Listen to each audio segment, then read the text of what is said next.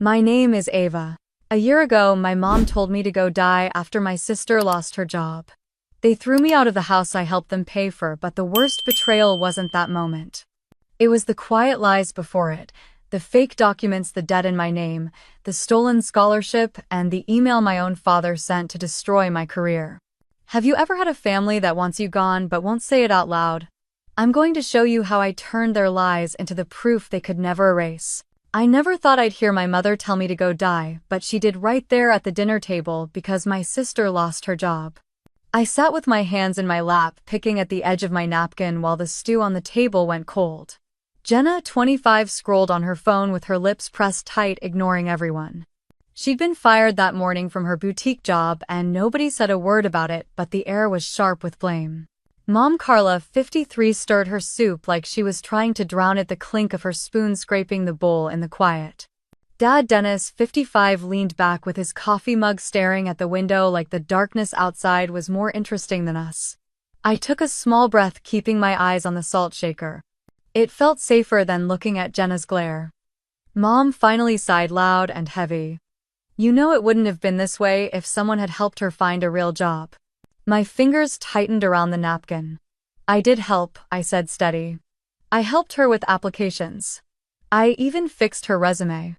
Dad let out a dry laugh, tapping his mug on the table. You think typing on that little laptop of yours is helping? All you do is sit around playing with your computer. I've been paying part of this house since I started working, I said quietly. That's not the point, Mom snapped, her eyes sharp. Your sister needed you to help her get in somewhere, Ava. You're always acting like you're too good for us. Jenna's phone dropped onto the table with a thud. She leaned forward, her eyes narrow. If you were any use, I wouldn't have lost my job. You could have called someone. Done something. I swallowed, feeling the burn in my chest. I've done plenty, Jenna. You know I have, she laughed, cold and bitter. You?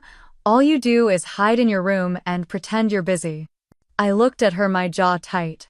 I've been helping pay for the mortgage so you could stay here rent-free. Oh, so you want to meddle, Jenna spat back. You think that makes you better than me? Dad shook his head, his eyes like stone. You always thought you were better than your family. My pulse pounded in my ears. I wanted to scream that I never thought that I just wanted them to see I was trying. But I knew it wouldn't matter. Nothing I said would ever matter in this house. Mom's hand slammed against the table, making the spoons rattle. You know what, Ava? Her voice cracked, but her eyes didn't soften. Why don't you just leave if you're so tired of us? I felt the air pull from my lungs. Her eyes locked on mine, and I saw the hate there, deep and real. Why don't you just go die if you're so tired of this family? My heart thudded once hard. Jenna's lips curled into a small, satisfied smile like she'd been waiting to see me flinch. I didn't move. I didn't cry. I kept my breathing steady, though my hands were shaking under the table. I glanced around the kitchen, the ugly yellow walls, the crooked clock that never kept time, the stack of unpaid bills shoved under the fruit bowl. I thought about the nights I stayed up late fixing Jenna's resume while she went out drinking. I thought about the times I paid for the groceries when Dad's card got declined. I thought about every quiet moment I held my breath, hoping for them to see me. They never did. Jenna looked away, tapping her nails on the table, pretending she didn't care, but I saw the smirk tugging at the corner of her mouth. Dad took another sip of coffee, eyes still on the darkness outside, like I was nothing but a shadow passing through. Mom sat down again, breathing heavy, wiping her tears with the back of her hand, but there was no softness in her face. Just anger, just that look that told me I was the problem. My fingers reached into my pocket, slow, careful, and I felt the smooth glass of my phone. I pressed record, the screen hidden under the tablecloth, the red light blinking softly. I didn't know what I would do with it yet, but I needed proof. I needed something to remind me I wasn't making this up.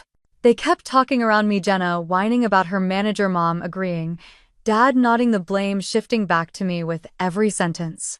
But I sat there, quiet, recording every word while the stew turned cold, while the clock ticked uselessly on the wall, while the family I thought I had made it clear they wanted me gone.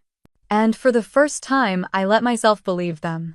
Mom pushed her chair back, the legs screeching against the floor, and stood over me. Her eyes were red, but there was no softness there, only sharp edges, only disappointment. You just sit there, Ava, like you're better than all of us, she hissed. Looking down on your family, acting like we're the burden in your perfect little life. I didn't move. I didn't look up. My fingers stayed curled around my phone recording. Jenna leaned forward, her voice dripping with poison. You think you're so smart, don't you, sitting behind your stupid computer thinking you're saving the world, but you can't even save your own family. My throat tightened, but I forced myself to swallow. I've done what I could, I said, soft but clear. I helped with your resume, Jenna. I helped pay the bills when no one else could. Dad let out a snort, leaning back in his chair, arms folded across his chest. Yeah, that's what you think, huh?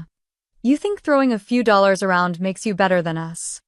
I finally looked up, meeting his eyes. I never said I was better. Mom laughed, short and bitter. You don't have to say it, Ava. We see it every day. The way you walk around this house like you're too good to be here. I wanted to say I was tired, that I worked all day, that I was just trying to help, but the words stuck in my throat. Jenna's nails tapped on the table. If you really wanted to help, you'd use your fancy job to get me in somewhere that actually pays. But no, you're too busy pretending you're important. I tried, I said, my voice breaking before I could stop it. I tried, Jenna. Mom's eyes flashed. Don't raise your voice at your sister. I'm not. I closed my mouth, pressing my lips together. The silence stretched heavy and sharp, pressing against my skin until it hurt. Dad's chair creaked as he shifted. You're ungrateful, Ava. Living here rent-free, eating our food, using our electricity, and you still act like we owe you something. I blinked, heat rising to my face. I pay every month. I've helped with the mortgage since I got this job. That was a choice you made, Dad snapped. Don't think it gives you the right to talk down to us. Jenna rolled her eyes. It's always about her, isn't it? Everything has to be about Ava and her precious job. My heart was pounding so hard I thought they might hear it. The kitchen felt too small, the air thick and stale. Mom slammed her hand on the table again, making me flinch. If you hate it here so much, Ava, then leave. I stared at her, the edges of her face blurring for a second. What? You heard me. Her voice was low, shaking with rage. If you can't stand your family, then get out. Just go. Jenna's mouth curled into a cruel smile. Yeah, maybe we'd all be better off if you just disappeared. The room tilted, my vision narrowing. I felt the sting behind my eyes, but I wouldn't let myself cry. Not here. Not in front of them. Mom's voice cut through the air like a knife. You know what? Maybe you should just go die if you're so tired of us. The words echoed, bouncing off the yellow walls, settling into my skin like ice. Nobody spoke. Nobody moved. Jenna looked down at her phone, smirking, while Dad sipped his coffee, his eyes on the window, pretending he hadn't heard. I sat there, the phone still recording, my hand trembling so hard I had to grip it with my other hand to keep it steady. For a moment, I thought about standing up, screaming, throwing something, demanding they take it back. But I didn't. I just sat there, letting the silence swallow me whole. They didn't care. They didn't even look at me. And in that moment, something inside me cracked. I felt it, a clean break, sharp and cold. Mom turned away, picking up her spoon, stirring her cold soup like nothing had happened. Jenna sent a text, laughing softly under her breath. Dad sighed, setting his cup down, glancing at me once before looking away, already done with me. I stood up slowly, my chair scraping the floor, but no one looked at me. I slipped the phone into my pocket, my fingers numb, the recording still going. I looked around the kitchen one last time, the crooked clock, the peeling wallpaper, the family that had decided I was worth less than nothing. And I walked away from the table, my heart pounding, my breath shaky, but my steps steady. They didn't know it yet, but I had everything I needed.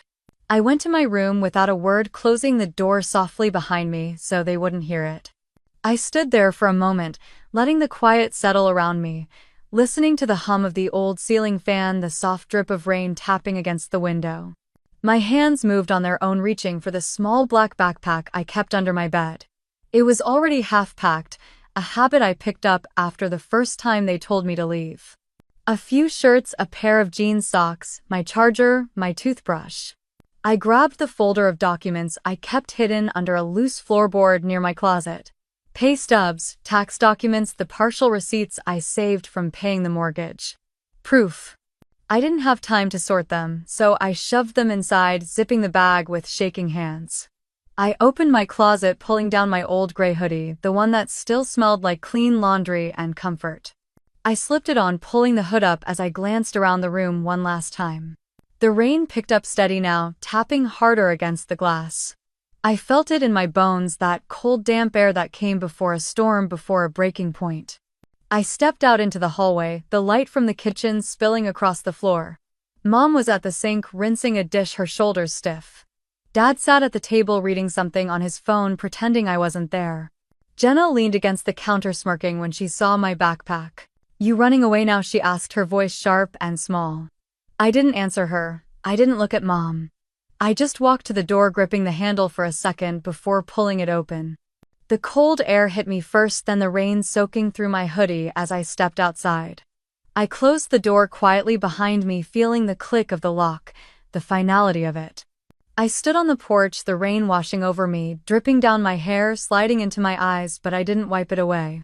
I pulled out my phone, the screen lighting up with water droplets sliding across it. My fingers hovered over Mason's contact. Mason, who always showed up with coffee when I was too tired to stand.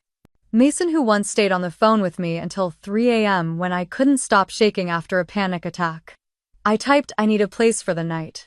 I hit send before I could think about it. I waited, the rain soaking through my shoes, pooling at my ankles. A minute passed, then another, and my chest tightened, wondering if he would answer if I was alone now. My phone buzzed. "Be there in 15. I let out a breath I didn't know I was holding, slipping the phone into my pocket, stepping off the porch into the rain. I walked to the street, the wet pavement glowing under the streetlights, the sound of water rushing into the drains. Cars passed, spraying water, but I kept walking, feeling the weight of the backpack digging into my shoulders, grounding me. When I reached the end of the block, headlights turned the corner, slowing as they approached me. Mason's old blue truck rolled to a stop, the passenger window rolling down. He leaned over, eyes scanning me, worry on his face. "Get in." I opened the door, climbing in the warmth of the truck wrapping around me as I shut the door. The rain drummed on the roof, steady and soft as Mason pulled away from the curb. "You okay?" he asked, glancing at me. I nodded, pulling my hood down, wiping the water from my face. "Yeah." He didn't push, didn't ask more. He just turned the heater up, the warm air filling the space between us. The city passed by in blurry lights, the wipers swishing back and forth, the rain unending. Mason kept one hand on the wheel, the other resting near the gear shift, close enough that I could see the small scar on his knuckle, the one he got helping me move out of my college dorm years ago.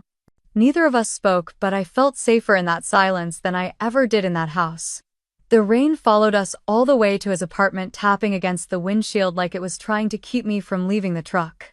Mason parked under the glow of a single streetlight, the lot empty except for a few old cars. He turned off the engine but didn't move, his hands still on the wheel. The wipers stopped mid-swipe, leaving a streak across the glass. "You don't have to talk," he said softly, eyes still forward. "But I'm here if you want to." I nodded, pulling the backpack tighter against my chest, the straps digging into my shoulders. "I know." He finally looked at me, his eyes tired but kind, searching my face for something I wasn't ready to give. Then he pushed open his door, stepping into the rain without pulling up his hood. I opened my door, the cold air hitting me as I followed him. The rain soaked us both as we moved quickly across the lot, Mason unlocking the main door with a swipe of his key fob, holding it open for me. His apartment smelled like coffee and laundry detergent, warm and familiar in a way that made something in my chest ache. He shut the door gently, taking the keys from his pocket, hanging them on a hook near the door. "Bathrooms down the hall," he said, pointing. "Towels are in the cabinet." I slipped off my wet shoes, leaving them by the door, water dripping onto the mat. My socks squished against the floor as I walked toward the bathroom, hugging the backpack to my chest. The mirror was fogged from the warmth of the apartment, but I could still see the dark circles under my eyes, the way my hair clung to my face in wet strands. I turned on the water, letting it run hot, filling the small room with steam. I stepped into the shower, letting the water wash over me, washing away the cold, the fear, the echo of her voice telling me to die. But it didn't wash away the hurt. It didn't wash away the emptiness. When I stepped out, I found a folded sweatshirt on the sink, one of Mason's, soft and worn, smelling like him. I pulled it over my head, the sleeves too long covering my hands, but it was warm and I needed that. I found him in the kitchen pouring hot chocolate into a chipped blue mug, steam rising into the quiet room. He glanced up as I entered, his eyes taking in the sweatshirt, the way I held the sleeves. "It's not much," he said, sliding the mug toward me, "but it's warm."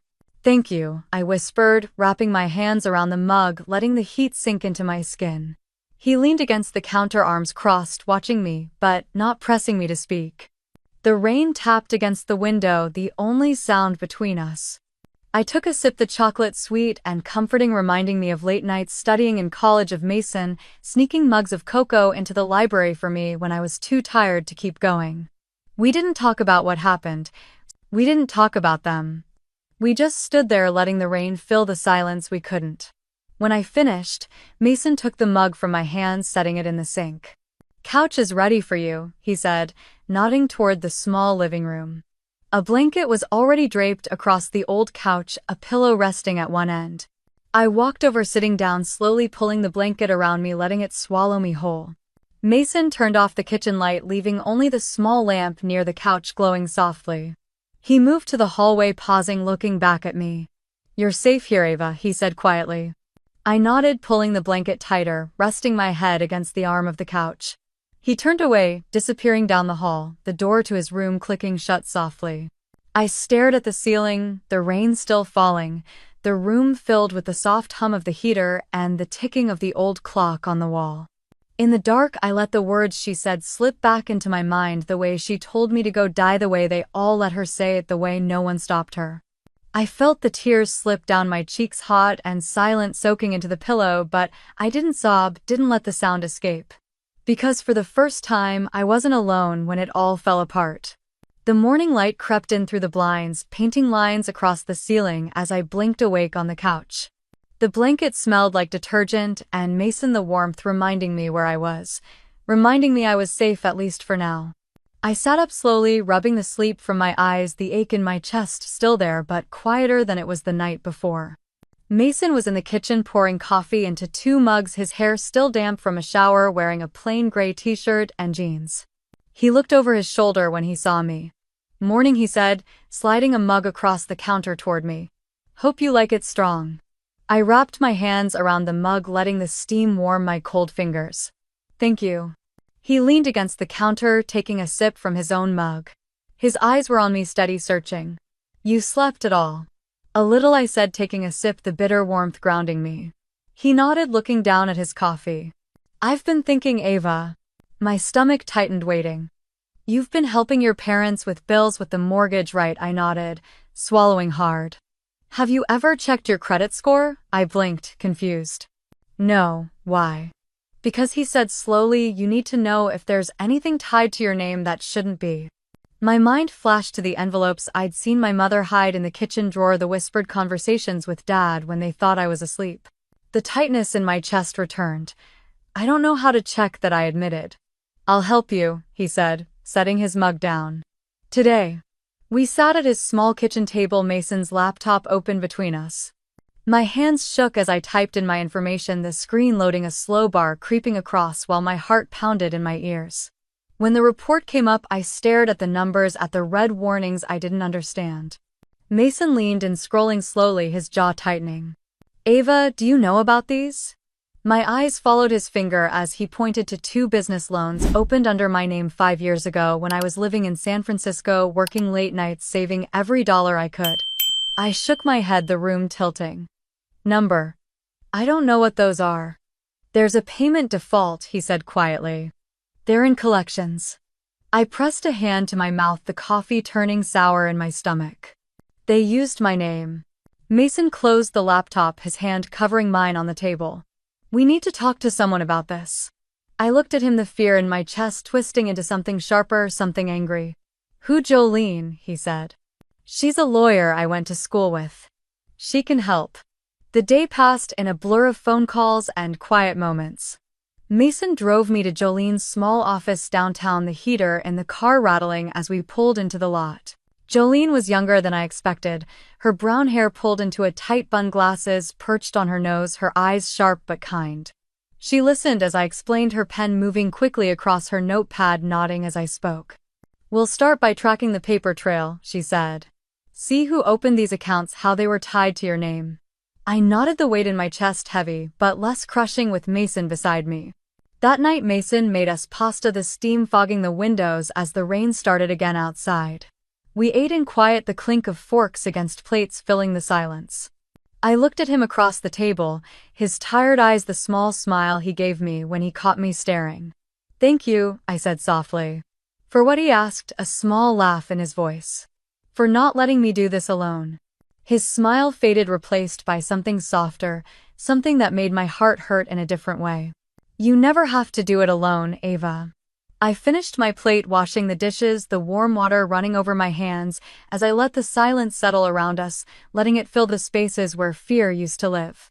When the plates were stacked and the kitchen lights turned off, I lay awake on Mason's couch, staring at the ceiling, listening to the rain against the window.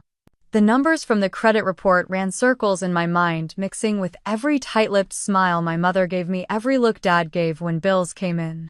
The silence I thought was peace was only secrets.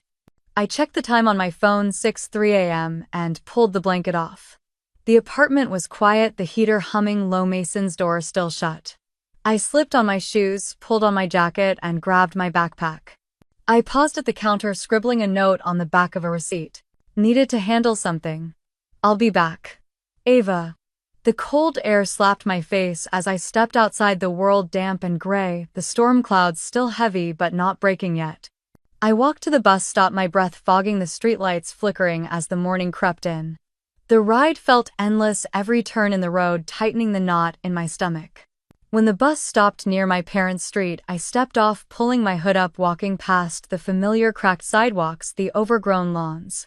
I paused at the driveway, the house dark, and still knowing they'd be at church. It was Sunday. Church always came before family, before truth. I slipped around to the back, stepping over the loose board in the fence, the one Jenna broke when she was 15 and blamed me for. I pushed open the garage door quietly, the hinges creaking, the smell of oil and old paint thick in the air.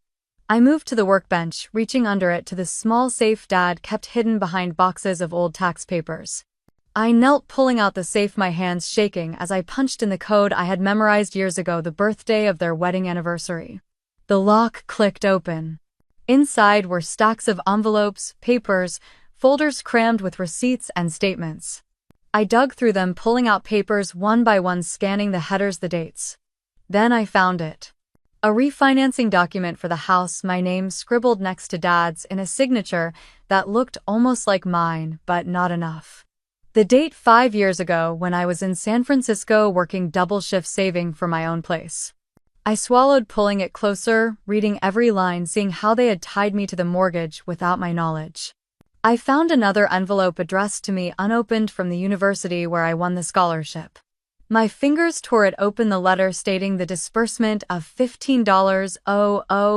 The check made out in my name. Gone. Cashed. Used.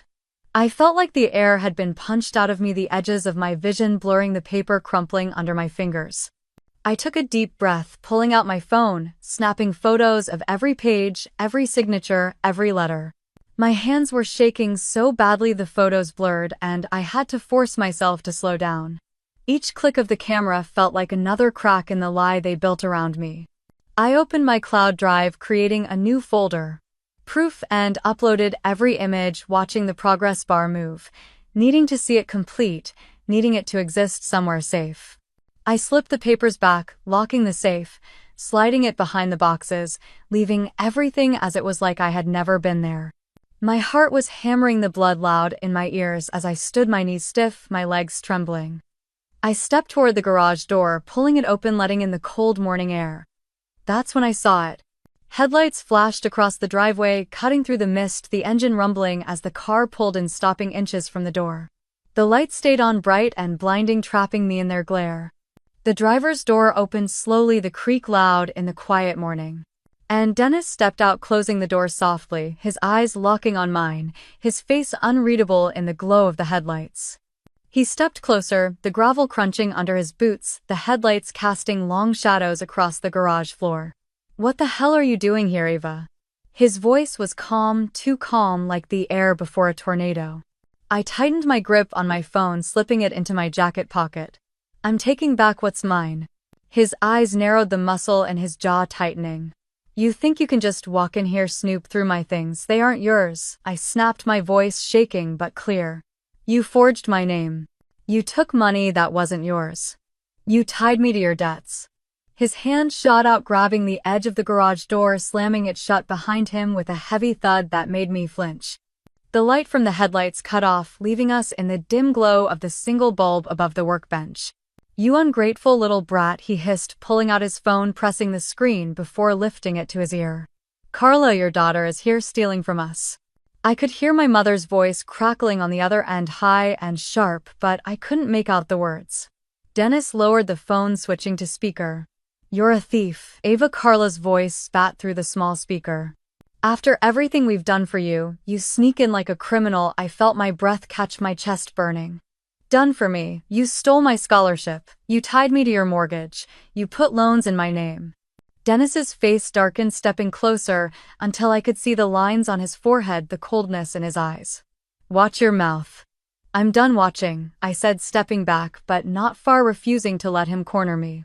His hand twitched, rising fingers curling into a fist, the threat clear. For a moment the world slowed, the sound of my heartbeat drowning out everything, the memory of his hand slamming against the table, the fear of waiting for it to hit me now. But I didn't move. I didn't flinch. Then the roar of an engine broke through the silence, headlights flooding the garage, a door slamming shut. "Get away from her." Mason's voice cut through the air, steady, cold, the kind of cold that made me want to fall apart and hold on at the same time. Dennis turned, his eyes narrowing as Mason stepped into the garage, his jaw tight, his hands at his sides but ready. "This isn't your business," Dennis growled. Mason's eyes flicked to me, then back to Dennis. "It is now." Dennis lunged, grabbing for Mason's jacket, but Mason moved faster, shoving him back. Dennis stumbled, crashing into the metal shelves behind him, tools clattering to the ground, the sound sharp and final. "Get out," Dennis yelled, pushing himself up, but Mason was already moving toward me, his hand wrapping around my wrist. "Let's go, Ava." I let him pull me, my legs moving, my breath coming in fast, the door swinging open, the cold morning air rushing in as we stepped outside. Behind us I could hear Dennis cursing, the sound of something breaking, the rage boiling over. As Mason pulled me toward the car, I looked back for a moment, seeing the front door of the house open. Carla standing there in her robe, her hair a mess, her eyes empty. She didn't say a word, she didn't stop us. She just watched the door closing slowly behind her as we stepped into the morning light. Mason opened the passenger door, guiding me, and his hand firm on my back. My legs felt weak, my heart pounding so loud it was all I could hear. Mason slammed the door, walking around to the driver's side, sliding in and starting the engine with a low rumble that filled the tense silence. As we pulled away, the tires crunching on the gravel, I looked back one last time. Dennis stood in the open garage, a hand pressed to his shoulder where he hit the shelves, his eyes following us, cold, sharp, unforgiving. He didn't yell this time, he didn't have to. Mason's hands tightened on the wheel as we turned onto the street, the sun just starting to climb, the sky gray and heavy, the world too quiet for what had just happened. I pulled my knees to my chest, pressing my forehead against them, trying to breathe, trying to stop the shaking in my hands. Mason glanced at me, his jaw tight. "You, okay?" I lifted my head, my voice raw. "Number." He nodded, once eyes back on the road. "Good. You shouldn't be."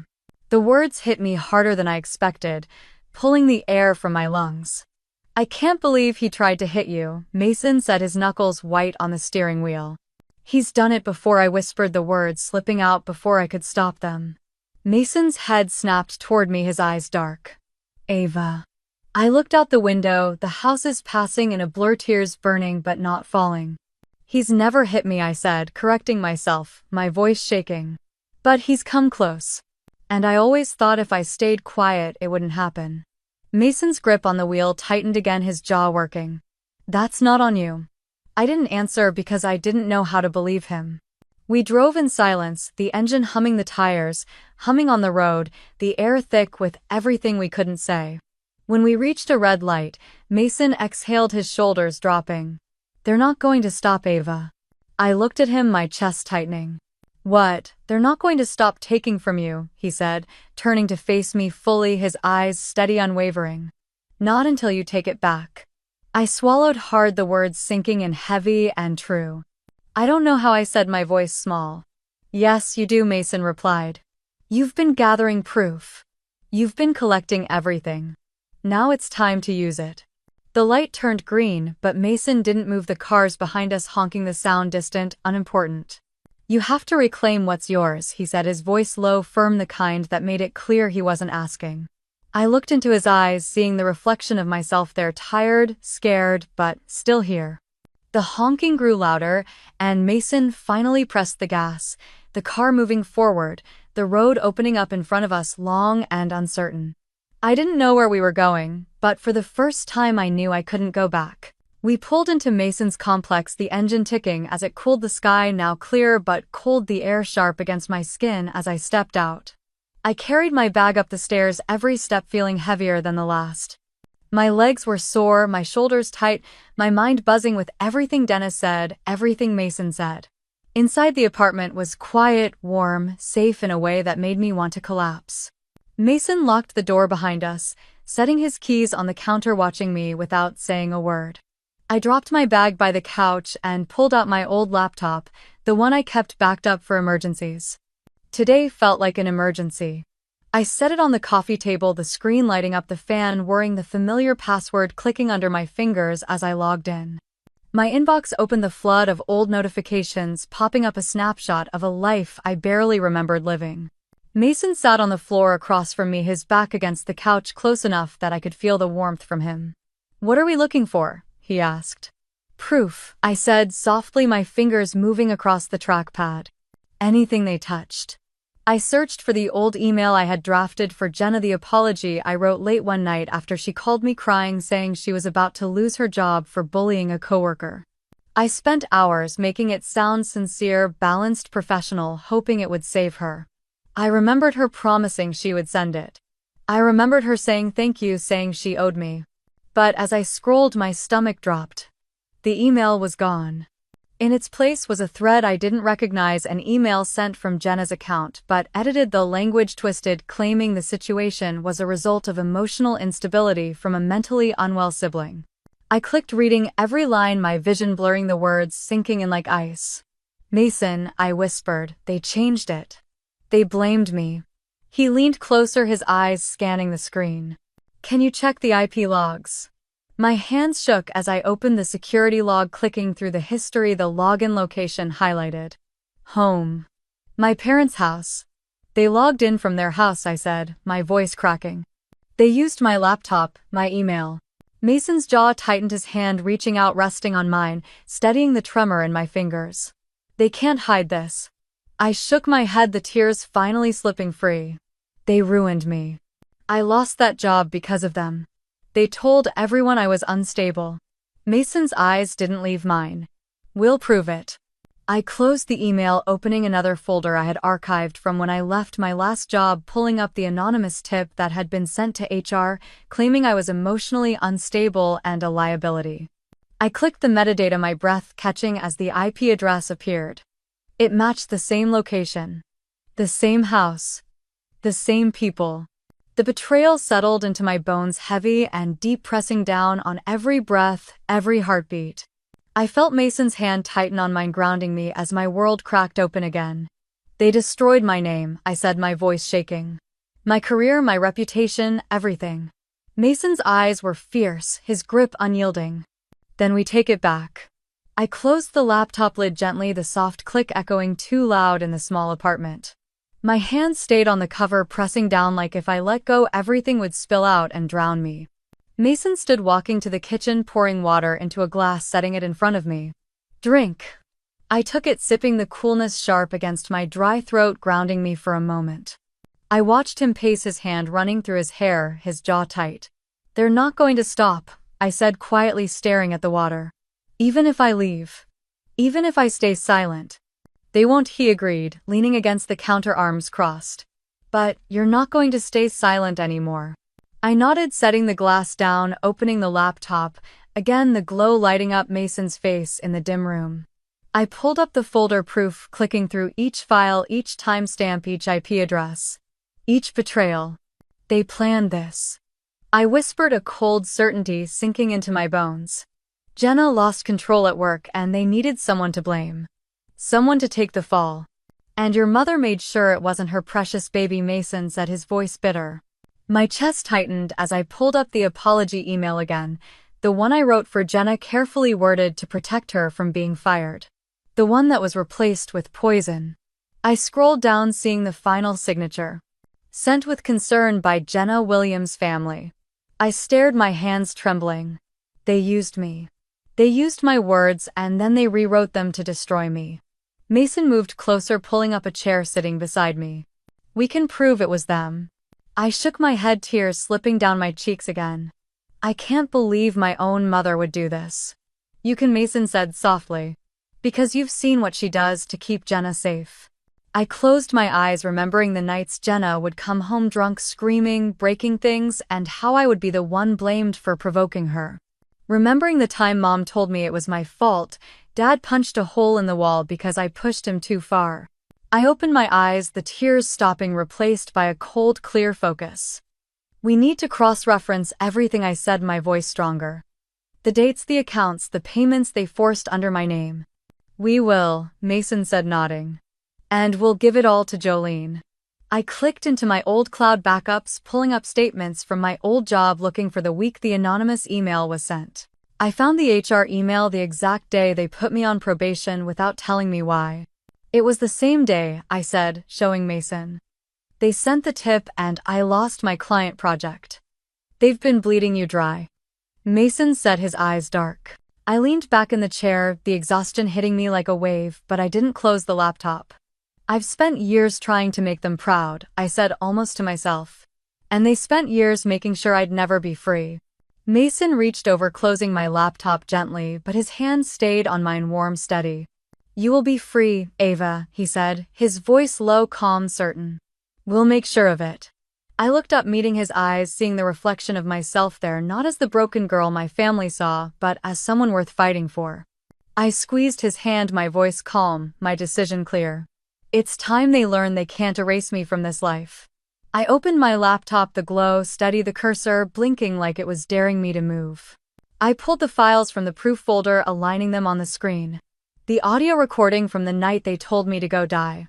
The scans of the forged mortgage documents. The scholarship letter I never saw until it was too late. I added the metadata screenshots, the IP logs, each one a nail in the coffin of the lies they built around me. Mason sat across from me, silent, watching the tension in the room, sharp but not suffocating. It was the tension before a storm, the kind that meant change was coming. I opened a new email draft, my hands steady, the fear replaced by something colder, cleaner. Subject: clarification and evidence of defamation and identity. Misuse recipients: HR Jenna's company. HR at my former company, financial aid office at my university. I typed the words flowing, each sentence a piece of truth I refused to let them bury. I explained the forged documents, the loans opened in my name, the scholarship funds taken. I attached the recording of the dinner, the moment my mother told me to disappear, the moment they all stayed silent. I ended the email simply. This is not an apology. This is clarity. I hit send, the whoosh of the outgoing email louder than any scream I could have given them. Mason let out a slow breath. You did it. I closed my eyes, letting the silence settle, feeling it wrap around me, not as fear but as a promise. We drove downtown that afternoon, the winter sky overcast, the air cold as it bit at my cheeks. Mason parked near the small podcast booth I had rented, the kind people used for cheap recordings and college projects. He carried my laptop and the small external drive, handing them to me at the door. His hand brushed mine, his eyes meeting mine. You don't have to rush, he said quietly. I'm not, I replied, tightening my grip on the handle. I'm ready. Inside, the booth smelled like stale coffee and dust, the foam walls scratched from years of use. I set up my laptop, plugging in the drive, checking the mic levels, the red light blinking softly. I sat placing the headset over my ears, pulling in a slow breath-pressing record. My name is Ava Williams. I began, my voice clear, steady, echoing back into my ears. This is for the record, for the truth, for the years I spent being silent. I spoke, telling it all. The loans, the forged documents, the scholarship money stolen to pay for Jenna's debts, the anonymous emails that ruined my job, the betrayal that cut deeper than any scream. I ended the recording with the sound of my own breathing, strong, calm. I uploaded the file to my cloud, labeling it Restoration Ava Williams, adding the timestamp, backing it up twice, ensuring it could never be erased. When I stepped out, Mason was there leaning against the hallway wall, arms crossed, a small smile pulling at the corner of his lips. "You sounded strong," he said. "I am strong," I answered. We drove back, stopping by Jolene's office, handing over a printed copy of the time-stamped files. Jolene flipped through them, nodding, her eyes sharp. "I'll send the cease and desist letters," she said, "and file the paperwork to reclaim your name on the mortgage." I nodded, my shoulders lighter than they had been in years. That evening, I drafted a letter with Jolene's guidance addressed to my parents, outlining every document, every debt, every falsehood they had built on my name. At the bottom, I signed my name clearly, firmly, without hesitation. I sealed the envelope, pressing it closed, feeling the finality and the glue sticking to my fingers. I placed it on Jolene's desk, meeting her eyes. "Send it," I said. She nodded, sliding it into her briefcase. I stepped out into the cold, the wind sharp, the sky darkening, but the air felt clean, like I could finally breathe. For the first time, I felt like the story was mine to tell.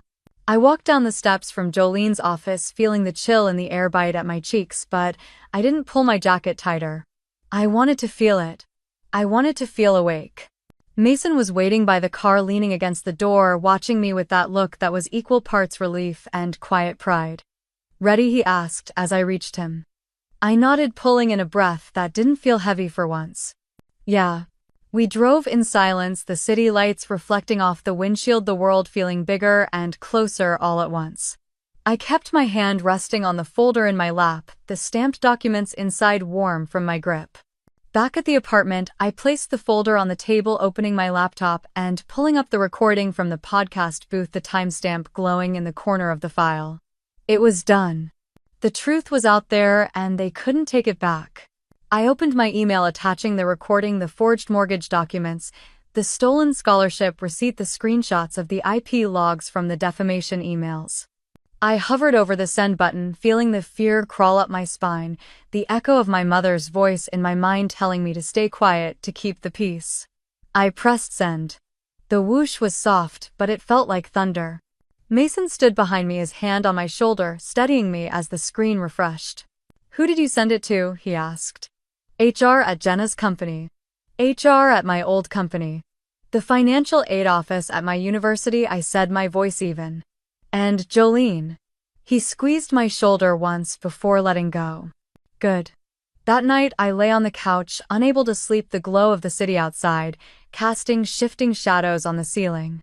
Every breath felt like it was pulling me closer to something I didn't have words for. Freedom. I opened my phone, checking the backup files again, ensuring every document was safe, every recording, time-stamped, every piece of proof, living in multiple clouds and drives. They couldn't erase me anymore. In the morning, Mason drove me back to the podcast booth, the one we had rented for a few hours the week before. I needed to record a final statement, something clear, something that would live beyond rumors and family whispers. I sat in the small booth, the mic closed, the headset snug against my ears, hearing my own breath as I exhaled. "My name is Ava Williams." I began, steady, calm, louder than I had ever allowed myself to be. "I am reclaiming my story." I laid it all out, clear and precise. The scholarship they stole, the loans they opened in my name, the forged mortgage documents, the emotional abuse, the threats, the manipulation, the defamation. The truth was not loud, but it was sharp, each word deliberate, each breath a promise that I would not be silenced again. When I finished, I sat in the silence, hearing my heart beat in the headphones. I pressed stop, saving the file, uploading it immediately, adding it to the chain of proof that was no longer just mine, but now evidence, reality, a record they could never edit. As I stepped out of the booth, Mason was there in the hallway, His arms crossed, his eyes soft as they met mine. "How do you feel?" he asked. "Like I can finally breathe," I said, allowing a small smile to pull at the corners of my lips. He returned it, a rare warm smile that made the cold outside feel far away. We drove home under a sky that was too blue for winter, the sun sharp, the air cold, but I rolled the window down anyway, letting it wash over me, letting the noise of the world in, unafraid for the first time. I spent the afternoon reviewing documents with Jolene over a call, finalizing the cease and desist letter, the mortgage reclamation, the demand for acknowledgement of the debts and scholarship funds. Every page I signed felt like a piece of my life being returned to me one by one. Jolene's voice came through the speaker, calm and professional, but with a warmth that surprised me. "They're going to try to reach out," she said. "Be ready." I closed my eyes, nodding even though she couldn't see me. I said. That evening, as the sun dipped behind the skyline, painting the room in gold and blue, I sat with Mason on the couch, the quiet between us, not heavy but full. We didn't need to say anything. Everything was already in motion. 3 days later, my phone rang. The name on the screen made my chest tighten, but I didn't hesitate. I answered. Carla's voice came through, sharp and cold but shaking around the edges. "You're destroying this family, Ava." I held the phone tighter, letting the silence stretch, letting her hear the calm in my breathing. She was waiting for me to say something, to back down, to apologize like I always had. "Not this time." "No," I said, my voice even. "I'm telling the truth." There was a sharp inhale on the other end, followed by a pause so heavy I could almost see her pressing her hand to her chest, trying to find words. "We just want to fix this," she said, finally, her voice softer but strained. "Can you come for dinner Sunday? The family will be there. We can talk." I closed my eyes, letting the cold silence of the room remind me who I was now. "I'll be there," I said, ending the call before she could add another layer of guilt. Sunday came colder, the wind sharp, as Mason drove me toward the house I once thought was home. My fingers tapped against my bag, the folder inside heavier than anything I had ever carried. "Remember," Mason said as he pulled up across the street, turning the engine off, "you don't owe them softness." I met his eyes, nodding. "I know." I stepped out, the gravel crunching under my boots, the porch light glowing too warm, too fake against the gray sky. As I reached the door, I heard laughter inside, brittle and forced. I walked in without knocking. The smell of roasted meat, garlic, and too sweet wine hit me, pulling at old memories I refused to let weaken me now. The living room was full, every seat taken, cousins I hadn't seen in years pretending not to watch as I walked through. Jenna was there, perched on the arm of a chair, her hair perfect, her smile tight. She slid off the chair, walking up to me, arms open. "There's my big sister," she said, hugging me with arms that felt like rope. I stood stiff, letting her hold on, then stepped back. Her eyes were glassy, her hands trembling just slightly. "Let's get you a plate," Carla said from the kitchen, her voice bright, too bright. She stepped forward, kissing my cheek, the scent of her perfume sharp enough to make my eyes sting. Dennis stood at the head of the table, carving meat, his face set in that calm, controlled expression that used to terrify me as a child. We sat, plates passed, glasses filled, small laughter bubbling up in the spaces where silence tried to creep in. No one mentioned the emails, the stolen scholarship, the loans, the lies. Dennis raised his glass. "Family forgives," he said, looking at me, eyes cold even as his mouth curved into a smile. "That's what we do here." I reached into my bag, pulling out 3 white envelopes, placing them quietly on the table in front of Dennis, Carla, and Jenna.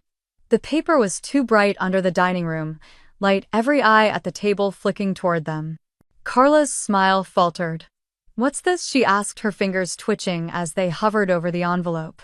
"Proof," I said, my voice steady, each letter landing like a stone in the quiet. "Of what you did." Jenna's hand reached for her envelope, her fingers shaking as she opened it, eyes scanning the documents.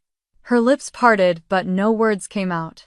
Dennis's jaw worked as he flipped through the papers, the recording device sliding onto the table, bumping against his glass. A cousin stood at the far end, his face red, anger dripping from his words. "You're humiliating this family," he spat, his hand slamming onto the table. I stood slowly, pushing my chair back, the scrape loud enough to silence the room. "I'm reclaiming the truth," I said, my eyes scanning every face that dared to look up. "I don't need your permission." I turned, walking out of the dining room, each step deliberate, each breath steady, the murmur of voices behind me rising, but not enough to make me turn back. The hallway felt too small as I moved through it, past the pictures on the walls, the false smiles, the memories curated to hide the cracks. I opened the front door, the cold air biting at my face, and stepped outside, letting it wake every nerve in my body as I crossed the threshold I once called home. I stepped onto the porch, the wood cold beneath my boots, the wind cutting through the thin fabric of my jacket as I pulled the door closed behind me, soft but firm. For a moment, I stood there, letting the cold settle into my skin, reminding me I was alive, reminding me that the girl who used to flinch at raised voices was gone. I could still hear them inside, the clink of glasses, the forced laughter, the sharp hush as they realized I had walked out. I imagined Dennis standing at the head of the table, his jaw tight, Carla wringing her hands, Jenna pretending to comfort her while her eyes darted to the envelopes I left behind. I walked down the steps, each one steady, each one mine. The gravel crunched under my feet as I crossed the yard, the lights from the windows casting long shadows across the frost-covered grass. Mason was waiting across the street, leaning against the car, his arms crossed, his eyes on me. Under the glow of the streetlight, I saw him push off the car, taking a few steps toward me, stopping just before the curb. We didn't say anything as I reached him. His eyes searched mine, and whatever he saw there made his shoulders relax, the tension slipping away as he nodded once.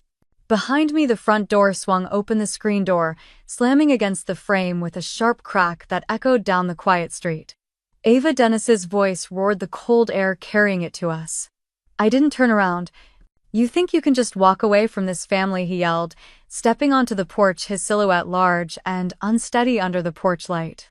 "You think you can embarrass us like this and leave?" Mason's eyes flickered to me, waiting for a sign, but I shook my head slightly.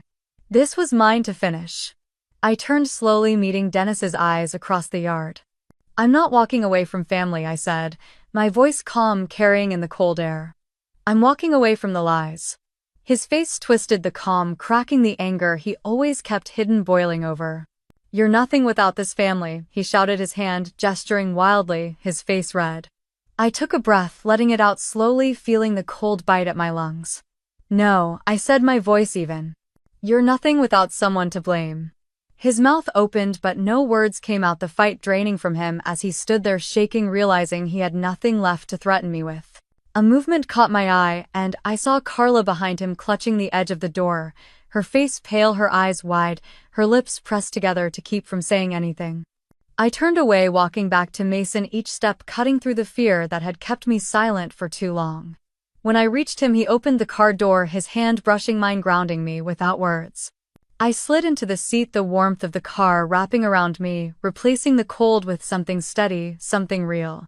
As Mason started the engine, the headlights cutting across the yard, Dennis's voice came one last time, sharp and cracking. "You will regret this." "Ava," he yelled, his words echoing as Mason pulled away, the car rolling forward, the road opening up in front of us. I didn't look back. Mason drove us into the city, the lights blurring past as I pressed my forehead against the cold window, letting the silence settle around us.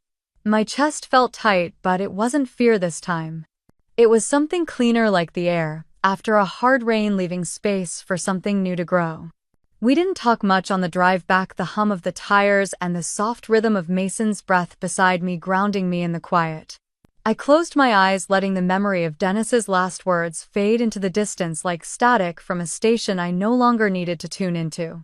The next morning, I woke up in Mason's apartment, the soft scent of coffee pulling me into the day. He had left a cup on the nightstand, steam curling into the cool air, a quiet reminder that I was not alone in this new beginning. I sat up slowly, the blanket falling around my shoulders, the weight of everything we had done settling into me solid and unshakable. I spent the next few weeks looking for a place of my own, something small, something quiet, something that didn't carry the echoes of slammed doors and words meant to break me. I found it on the east side of Austin, a studio with creaky floors and a window that caught the morning light just right. It smelled like fresh paint and clean air, like the promise of something I didn't have to share with anyone who didn't see me. Moving in was slow, deliberate. Each box I opened felt like a piece of myself I was finally reclaiming. My books, my grandmother's mug, the old lamp I'd kept since college. I hung my clothes in the tiny closet, lined up my shoes, folded my blankets, each small task a quiet rebellion against every time they tried to erase me. One afternoon, while folding laundry on the couch, my phone buzzed. Jolene's name lit up the screen, and for a brief second I felt the old panic rise before I pushed it down and answered. "It's done," she said, her voice warm, carrying a smile I could almost hear. "Your name is back on the deed. They can't touch the house without you now." I let out a breath I didn't realize I was holding, sinking back into the cushions, the sun warming my face through the window. "Thank you," I whispered, my throat tight, tears pressing at the corners of my eyes but refusing to fall. "It's not about the house, Ava," Jolene said softly. "It's about knowing you were never invisible." I closed my eyes, letting those words fill the small apartment, letting them settle into the walls, into me. A few days later, an email came from my old company, the subject line clean and direct: "We owe you an apology." I opened it, reading each line carefully, feeling the weight of the past lift with every word. They admitted they had received an anonymous tip about me, questioning my stability, hinting at family issues, and they believed it without asking me. They cleared my record, reopened opportunities I thought I'd lost, and said if I ever wanted to work with them again, the door was open. I didn't rush to respond. I closed the laptop, letting the words hang in the air, letting them remind me that what they tried to take from me was mine to reclaim. Jenna lost her job soon after. HR discovered the discrepancies in her file, the emails sent under my name, the small lies that piled into bigger ones until they collapsed under their own weight. A cousin texted me saying Jenna was blaming me for everything, saying I ruined her life. I stared at the message for a long moment, the cursor blinking. Then I typed, "I didn't ruin her life. I reclaimed mine." I pressed send and put the phone down, letting the quiet of my new home remind me that I was safe. Every morning Mason still brought coffee. Sometimes he stayed leaning against the counter, watching me with that steady, quiet warmth that made me feel seen.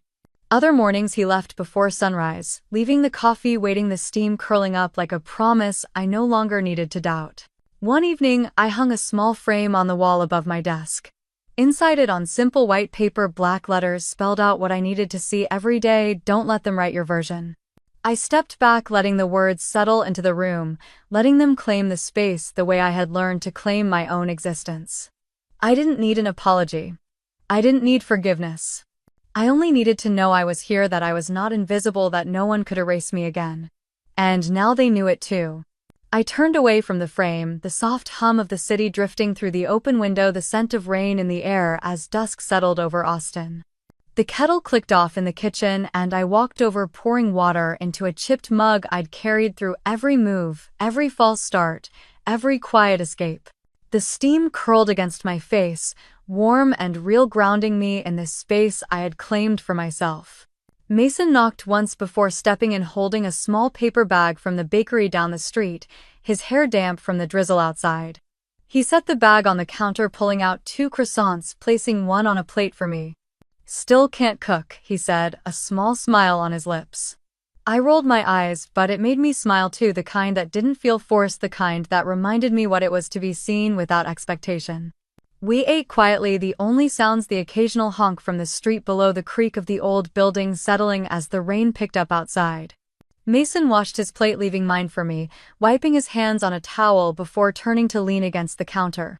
"How does it feel?" he asked, his eyes soft, watching me carefully. I took a sip of coffee, letting the warmth settle in my chest before answering. "Like I can breathe," I said honestly. "Like it's finally quiet." He nodded, pushing his hands into his pockets. "You earned this, Ava." I set the mug down, meeting his eyes. "No," I said. "I reclaimed it."